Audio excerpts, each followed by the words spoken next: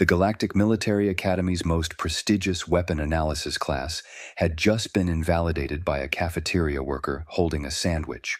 Professor Zilak stood frozen mid-lecture, his three-fingered hand still gesturing toward the legendary Blade of Catharn, the weapon that had ended the Valorian conflicts and shaped 17 centuries of military doctrine, while Jennifer Martinez from Food Services wiped down a table and said, "Huh, that handle looks like it'd give you blisters in about 10 minutes." 47 elite military cadets, representing 23 different species across the Galactic Coalition, turned in perfect synchronized horror to stare at the human woman in the yellow cafeteria uniform. She was loading empty lunch trays onto her cart, completely oblivious to the fact that she'd just questioned the ergonomic integrity of the most revered weapon in known space. Excuse me?" Zilax's voice came out as barely a whisper. His tendrils, which had been gesturing enthusiastically about proper blade harmonics and historical killing efficiency, drooped toward the floor. Did you just critique the Blade of Catharn?" Jennifer looked up from scrubbing a particularly stubborn sauce stain. According to YouTube analytics, 99.6% of viewers are not subscribed. That's a huge number. By subscribing the channel that is completely free, you'll help support the channel and never miss fresh content. "Oh, sorry, didn't mean to interrupt. I just noticed the handle while I was cleaning. That ridge there?" She pointed with her cleaning cloth. "Right where your palm would grip. That's gonna hurt after extended use. Bad pressure point distribution." The classroom's environmental systems seemed to hold their breath. Someone's data pad clattered to the floor. Cadet Azila, top of her combat class and holder of 6 regional blade championships, raised one trembling appendage. "Professor, the human she touched the sacred—" "I didn't touch it," Jennifer said cheerfully, spraying cleaner on another table. "I can just tell by looking. 8 years working restaurant kitchens, you learn what's comfortable to hold and what's gonna wreck your hands by the end of a shift." She paused, squinting at the display case.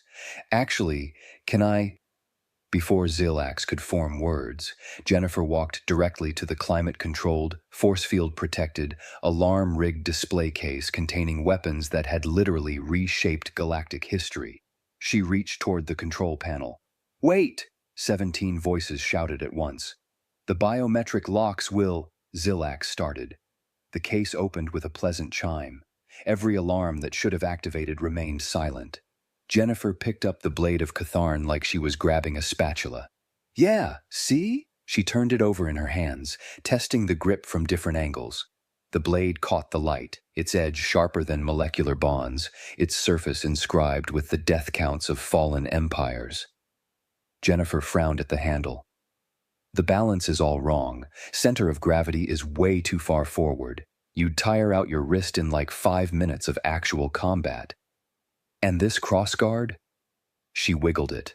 "Too wide. Catches on the heel of your hand. You'd get calluses right here." She pointed to her palm. Professor Kael'thas, master of arms and a warrior who had trained 43 generations of soldiers, appeared in the doorway.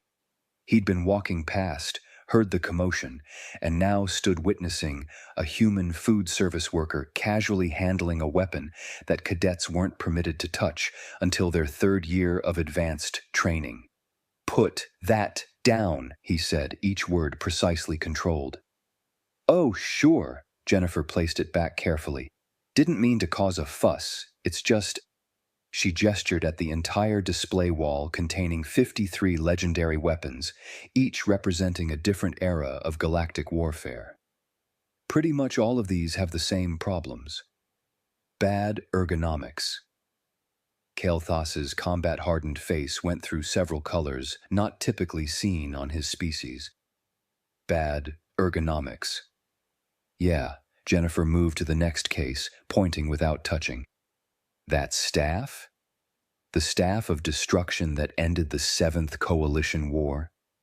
Grip circumference is too thin for the length. Anyone using that would get hand cramps. And see how the weight distribution—" "Stop."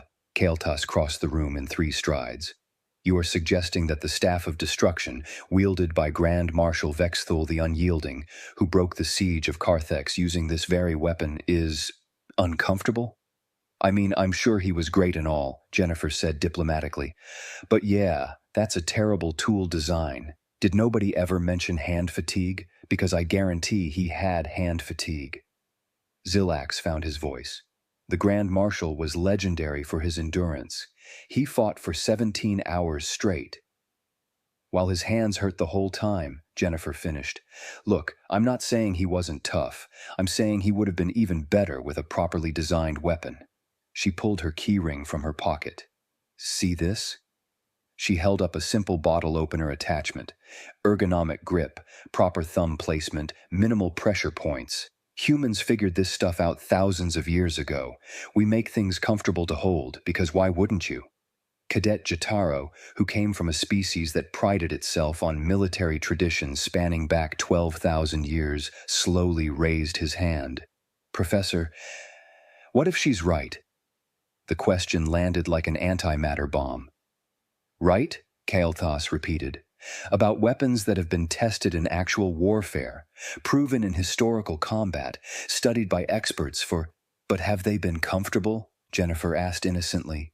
She'd finished loading her cart and was ready to leave, but something in the alien's expressions made her pause. Wait, you guys design weapons without considering user comfort?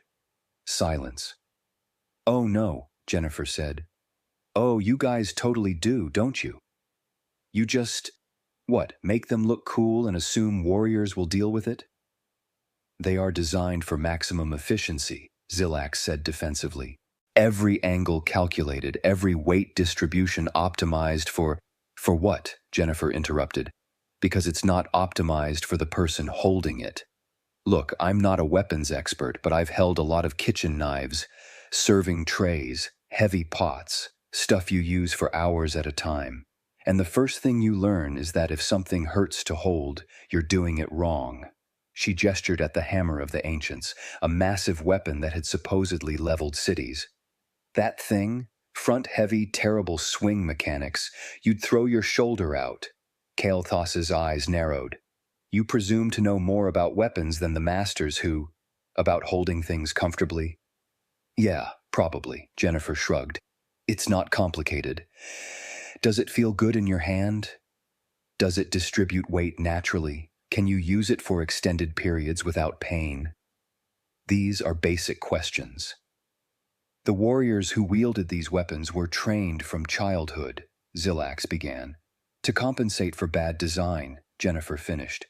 Right, they developed these super complex combat forms to work around the fact that the tools themselves were fighting against natural hand position. She mimed gripping something. Humans learned a long time ago. If everyone has to learn a special technique just to hold something without hurting themselves, the problem isn't the user, it's the design. Cadet Azila's voice was small. Professor Kael'thas, in advanced combat medicine, we studied chronic injuries in weapon masters. Wrist damage, repetitive stress, joint deterioration. Battle scars, Kael'thas said firmly. Badges of honor. Or, Jennifer offered, injuries from using badly designed equipment. The Dean of Military Sciences, Vexthul, no relation to the Grand Marshal but equally imposing, appeared at the door. I heard shouting about the sacred weapons. Someone want to explain why the security feeds show a human civilian handling the blade of Catharn? Everyone started talking at once. Vexthul raised one manipulator for silence, then looked at Jennifer. You, explain. Jennifer Martinez, Food Services, she said. I just pointed out that the handle has poor grip ergonomics. Then things got kind of intense. The human claims our weapons are uncomfortable, Kael'thas said, making it sound like heresy. Okay, claims is strong, Jennifer said. I'm just saying they're not designed with user comfort in mind, which is weird, right? If you're going into battle, wouldn't you want equipment that feels good to use? Vexthul studied her for a long moment. Show me. Really? Jennifer brightened. Okay, yeah. She moved back to the display cases, and this time when she reached for them, nobody tried to stop her. She pulled out weapon after weapon, explaining each flaw with the casual expertise of someone who'd spent years evaluating tools by how they felt during a dinner rush. This sword, gorgeous by the way, has a guard that digs into the index finger. This spear's balance point is 3 inches too far forward. This mace would cause tennis elbow in a week. This knife's handle is too smooth. It'd slip when your hands got sweaty. And this, she picked up a ceremonial blade that had been carried by the founder of the Third Dynasty. This is just a nightmare. Look at this angle. Your wrist would be bent the whole time. That's not sustainable. She went through the entire collection in 15 minutes. By the time she finished, she'd critiqued 53 legendary weapons, 3 of which were considered semi-divine, and all of which failed basic ergonomic standards. Vexthul turned to his faculty. Get the motion capture lab set up and call the Council of Weaponsmiths. We're testing this.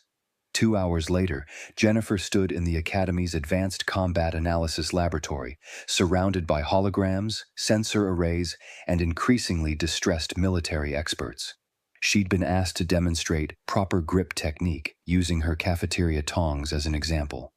See how the handles curve with your natural finger position? She held them up to a 3D scanner, and the pivot point is positioned so you don't have to squeeze hard to get good leverage. It's just comfortable, efficient. Master weaponsmith Zoranik studied the scan with growing horror. By the founders, the pressure distribution matches your hand's natural relaxed state. Right, Jennifer said, because why would you design it any other way? Because, Zoranik trailed off.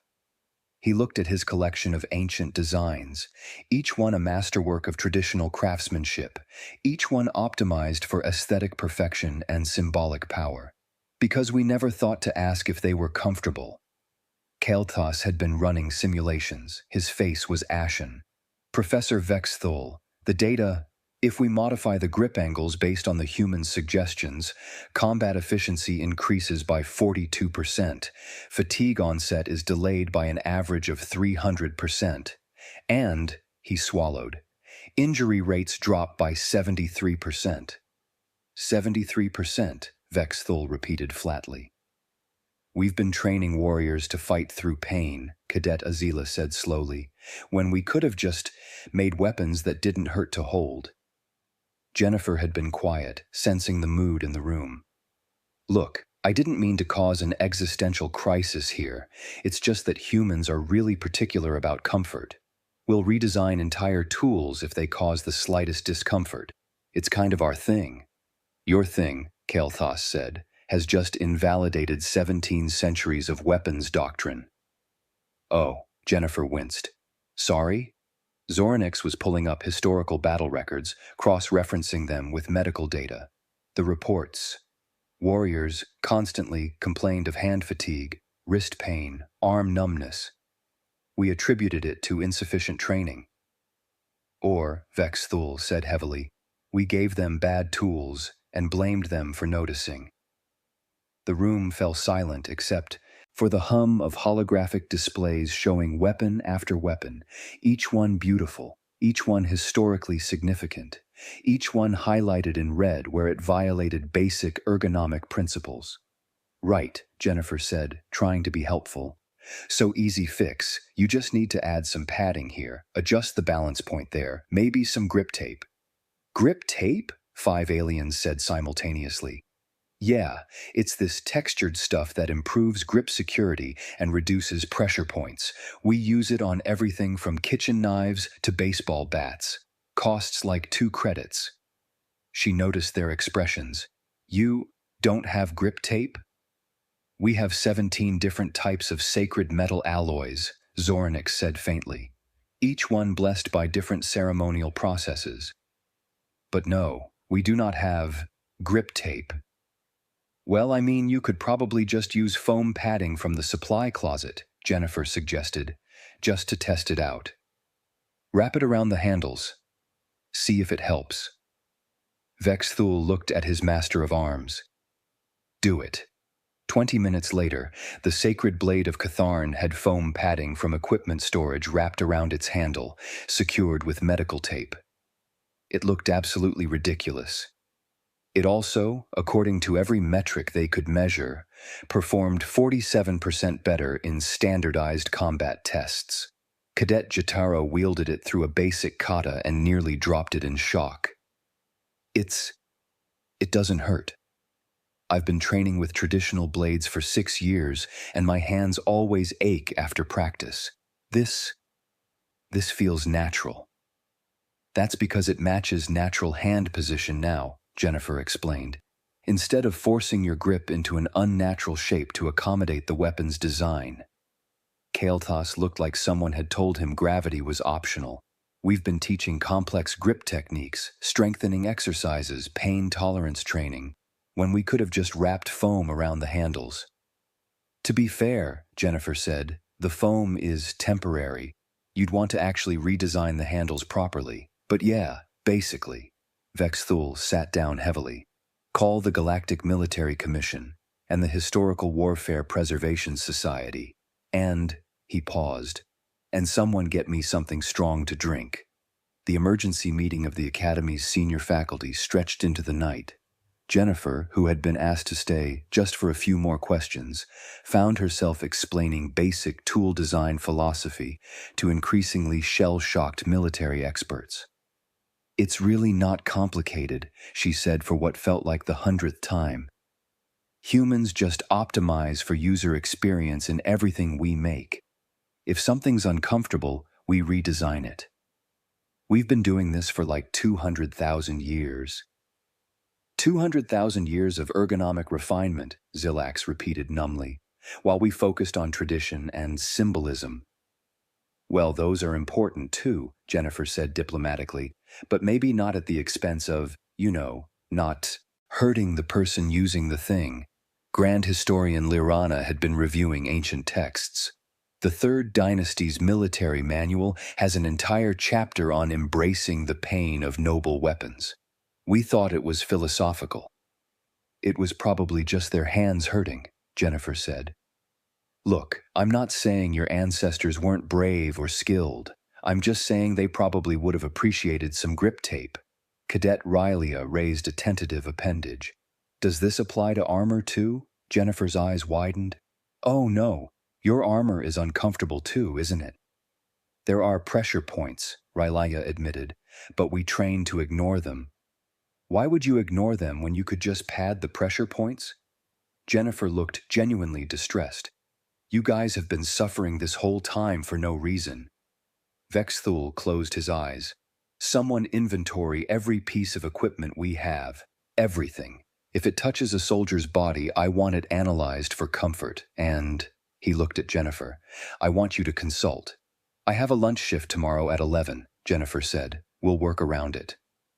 The next 3 weeks transformed the Galactic Military Academy. Jennifer's casual observations about weapon ergonomics had sparked a complete review of every piece of military equipment in the Coalition's inventory. Uncomfortable armor got padding. Awkward grips got redesigned. Training weapons that caused injuries were modified or replaced. The results were staggering. Combat performance increased across every metric. Injury rates plummeted. Training times shortened because students weren't spending half their energy fighting against their own equipment. And perhaps most shocking, morale improved dramatically when soldiers realized they didn't have to hurt to be effective. Jennifer became an unlikely celebrity, though she insisted she was just applying common sense. News services across the galaxy ran stories about the human comfort revolution. Military academies from 100 different systems requested consultation. The Galactic Weapons Commission established a new department entirely devoted to ergonomic analysis. And through it all, Jennifer kept showing up for her cafeteria shifts because someone had to make sure the cadets got their lunch. 3 months after the incident, the Academy held a formal ceremony. Jennifer stood awkwardly on stage while Vexthul presented her with the Coalition's Medal of Military Innovation, the first time it had ever been awarded to a civilian, and definitely the first time to someone in food services. You have fundamentally changed how we approach warfare, Vexthul said formally. Not through new weapons or tactics, but by asking a simple question that never occurred to us. Does it feel okay to hold? Jennifer accepted the medal, which was beautiful and ornate, and had a pin clasp that immediately poked her thumb. Oh, ow. This could use a safety catch. She caught herself. Sorry. Thank you. This is really cool. The audience of cadets, faculty, and military officials burst into applause. Several of them were wearing the newly redesigned armor, which no longer caused pressure sores. Many carried modified weapons with proper grip ergonomics. All of them had Jennifer Martinez to thank for the fact that their jobs no longer required constant physical discomfort. After the ceremony, Jennifer went back to her cart. She had a route to finish, and the evening class would be expecting their dinner delivery. As she pushed through the hallways, she passed another display case, this one containing ceremonial armor from the Founders era. She paused, studying it. The shoulder pieces looked like they'd dig in. The chest plate seemed too rigid. The helmet would definitely cause neck strain. "Hey, Jennifer!" Cadet Jotaro called from down the hall. "What are you looking at?" "Nothing," she called back quickly, moving away from the armor display. Just, admiring the history, but she'd been caught. Jotaro's eyes widened. "The armor. You were looking at the ceremonial armor. Is it? It's fine. It's great." "Very historical." Jennifer pushed her cart faster. "Jennifer," Jotaro's voice was serious. "Is the armor uncomfortable?" She stopped, sighed, turned around. "Okay, yes, that armor looks like it would absolutely wreck your shoulders and neck. But it's ceremonial. Nobody actually wears it for combat, right?" Jotaro's expression suggested otherwise. "Oh no," Jennifer said. "The graduation ceremony requires 12 hours in full ceremonial armor," Jotaro said faintly. 12 hours? In that? Jennifer looked at the display with new horror. "Your entire upper back would be destroyed. Has anyone ever mentioned—" "We consider it a rite of passage," Jotaro said. "A test of endurance." "It's a test of your ability to tolerate bad design." Jennifer was getting heated now. "That's not endurance. That's just unnecessary pain. Give me 5 minutes and some foam padding. I bet we could—" "Jennifer, no!" multiple voices shouted from different directions, but it was too late. She was already asking Jotaro to help her open the display case, muttering about weight distribution and pressure points and why anyone thought pain was a reasonable part of a ceremony. By dinner time, the ceremonial armor of the Founders had foam padding in 6 strategic locations. The helmet had been rebalanced, and the shoulder pieces had been adjusted to follow natural shoulder slope rather than forcing shoulders into an unnatural position. It looked slightly less intimidating.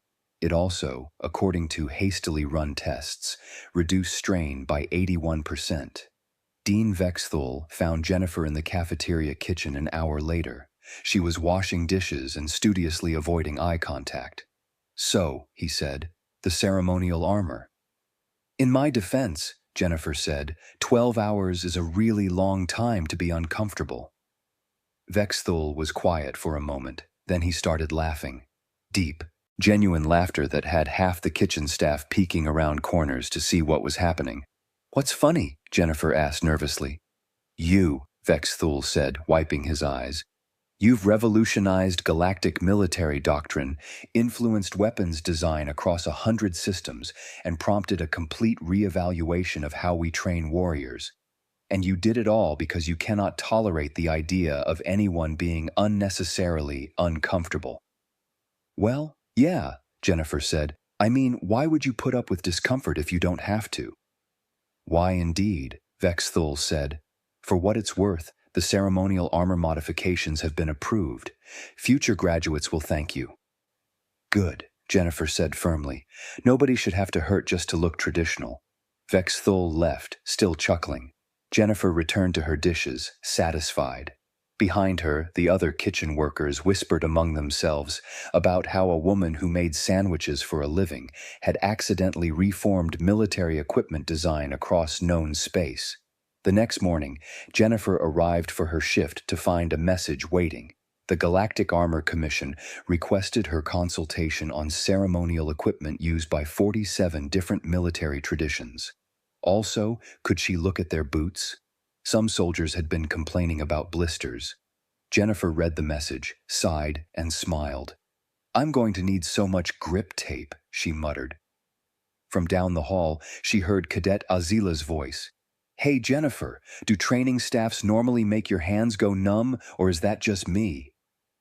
"That's not normal," Jennifer shouted back. "That means the grip diameter is wrong. Bring it to the cafeteria. I'll look at it during my break." She pushed her cart toward the morning delivery route, already mentally cataloging which pieces of equipment she'd seen that probably needed ergonomic review. The galaxy's military forces were about to discover what humans had known for millennia. If something hurts to use, you're allowed to fix it. And if they wouldn't fix it themselves, apparently they had Jennifer Martinez from Food Services to do it for them, one uncomfortable weapon at a time.